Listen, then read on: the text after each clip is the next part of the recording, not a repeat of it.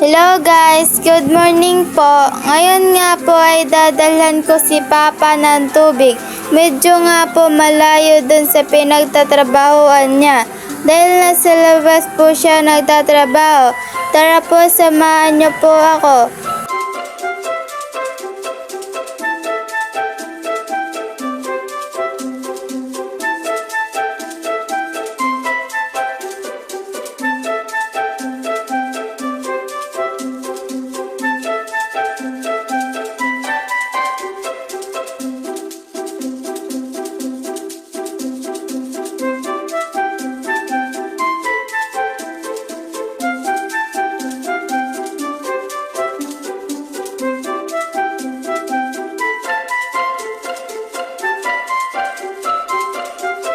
Binuksan ko nga po pala muna yung gate.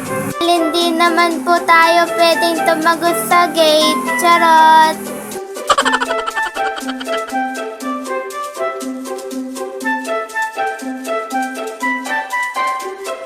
Yan guys, malapit na po ako kay Papa.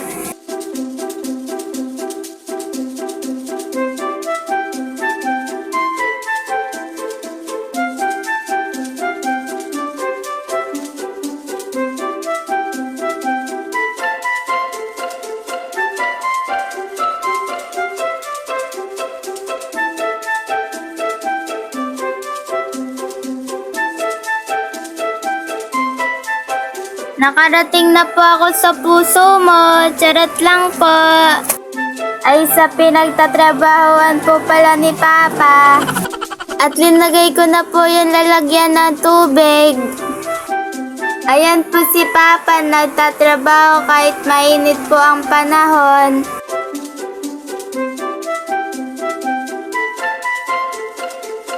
At tinignan ko po yung tinanim namin na gulay. At nagbunot na rin po ako ng damo.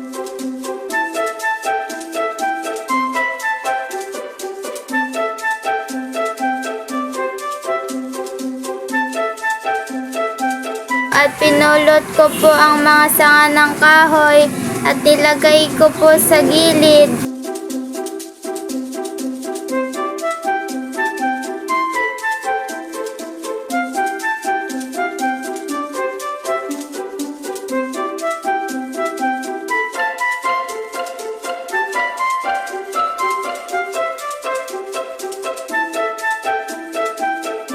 At pagkatapos ko po magpulot ng sanga ng kahoy, pumunta po ako kay Papa.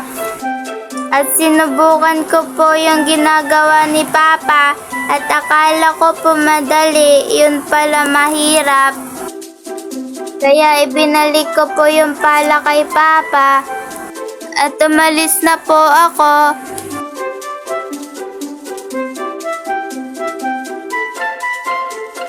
Parang di po napagod si Papa at nagawa pa po niyang sumayaw. Hanggang dito na lang po guys. Paalam!